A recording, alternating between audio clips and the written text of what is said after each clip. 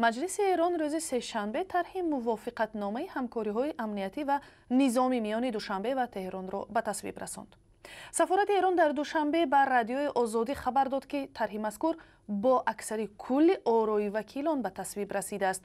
جزئیات بیشتر این موافقتنامه معلوم نیست و مسئولان سفارت وعده دادند که به زودی نکته‌های مهمش را شرح خواهند داد. اما بعضی از رسانه‌های ایران تا کنون در این زمینه چند خبر نشر کرده و چنین گشت تهران را پاسخ به ایران ستیزی تاجیکستان نامیدند. دعوت رئیس حزبی در تاجیکستان ممنوع نهضت اسلامی به کنفرانس وحدت اسلامی در تهران و ملاقات محی الدین کبیری با رهبر عالی ایران در حاشیه نشست محی کبیر باعث اعتراض شدید حکومت تاجیکستان شد. نیوشا بغراتی شارح رادیو فردا حالا در صحبت با ما در استودیو هستند. نیوشا، با وجود اینکه تاجیکستان ایران رو به حمایت از تروریستان متهم کرد که اتهامات خیلی شدید است، تا هنوز ما نشنیدیم که جانب تهران واکنش کرده باشد. به فکر شما یعنی سبب سکوت ایران چی بوده میتواند؟ خب ببینید، ایران رابطه خیلی پیچیده‌ای داره در کشورهای منطقه، ولی در این روابط پیچیده همیشه تاجیکستان جزو کشورهایی بوده که رابطه خوبی با ایران حفظ کرده و ایران هم متقابلا میخواد که این رابطه خوب رو حفظ بکنه. الان ایران در موقعیتی قرار گرفته بعد از اتفاقی که برای سفارت عربستان سعودی در ایران افتاد که بسیاری از کشورهای منطقه رابطه خودشون رو با ایران قطع کردن یا کاهش سطح دیپلماتیک دادن. از اون طرف می‌بینیم در آسیای میانه هم روابط ایران با کشورها اگر نگیم روابط بدی هست، ولی روابطیه که لغزش داره، روابط خیلی باثبات و یکسانی نیست. همینطوره می‌بینیم با جمهوری آذربایجان مشکلات خودش رو داره، می‌بینیم با گرجستان مسائل ویزایی پیدا می‌کنه به عنوان مثال و امثال اون. حالا تاجیکستان یکی از تنها کشورهایی هست، یکی از معدود کشورهایی هست در همسایگی ایران که این روابط رو با ایران حفظ کرده و ایران سعی میکنه که این بحرانی رو که اگر اسمش رو بحران بگذاریم، این به اصطلاح سردی روابطی رو که کمی به وجود اومده و مخصوصا بعد از سفر امام علی رحمان به عربستان سعودی در ایران دوچندان شد، سعی میکنه این رو یه مقداری کاهش بده. بله. خب پس اما در گذشته همچنین مثلا تجربه بود که ایران در رابطه با چنین اظهارات یا حمله، اگر گفته شود حمله سیاسی، واقعا سکوت اختیار کرده باشد، هیچ پاسخی نداده باشد.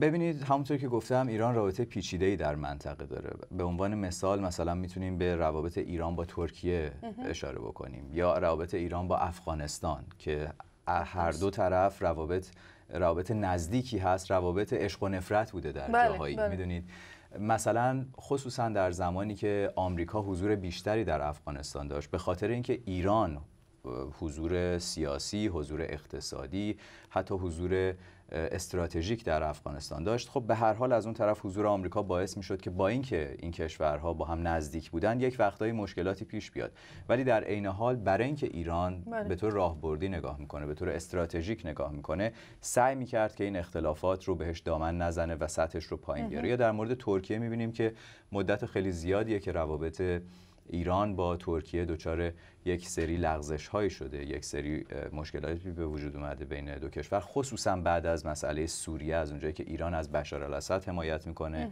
و رجب طیب اردوغان جزو مخالفان سرسخت بشار الاسد هست. میبینیم که این اختلافات یه مقداری بیشتر شده، ولی در عین حال سعی میکنند که به یک شکلی، فقط ایران هم نیست، از طرف مقابل چه در اون مورد افغانستان چه در این مورد ترکیه، سعی میکنن یک مقداری کنترل بکنند این اختلافات رو، به خاطر اینکه در دراز مدت به هر حال کشورهای همسایه هستند و روابط استراتژیک بسیار عمیقی با هم سالها داشتند. و باز هم با اون شانسی که حالا بعد از حل شدن این مسئله بحرانی هسته‌ای پیش اومده است و ایران شانسی پیدا کرد که از یک نوع انزوای سیاسی بیرون شود، چون این ماجراها دیگر دردسر علاوگی هستند برایش. همینطوره. به هر حال ایران سعی میکنه در مسیر قرار بگیره و سعی کرده در مسیر قرار بگیره که روابط خودش رو خصوصا با کشورهای غربی، قدرت‌های بزرگ، میبینیم در مورد آمریکا که اتفاق بسیار بزرگی میفته برای ایران و این روابط رو سعی میکنه که هموارتر بکنه، ولی از اون ور میبینیم که در منطقه و خصوصا در کشورهای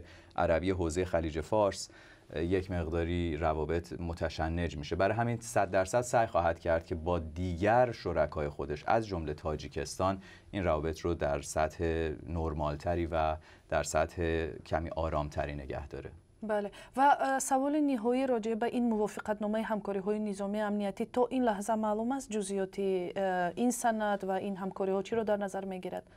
نه، هنوز جزئیاتی از این ماجرا منتشر نشده در مطبوعات داخل ایران و خبرگزاری‌های داخل ایران. فقط وبسایت مجلس شورای اسلامی ایران نوشت که لایحه موافقتنامه همکاری‌های امنیتی و نظامی مشتمل بر یک مقدمه و 11 ماده تصویب شده، با اکثریت آرا تصویب شده در مجلس شورای اسلامی ایران. و به عنوان مثال یکی از مسائلی که فقط در اون اشاره میشه این هست که تعیین سازوکاری، تعیین روشی برای حل و فصل اختلافات بین ایران و تاجیکستان جزء مسائلی هست که در این موافقتنامه در نظر گرفته شده، ولی جزئیات بیشتری تا این لحظه منتشر نشده. تشکر. همصحبت ما نیوشا بغراتی شارح رادیو فردا بودند.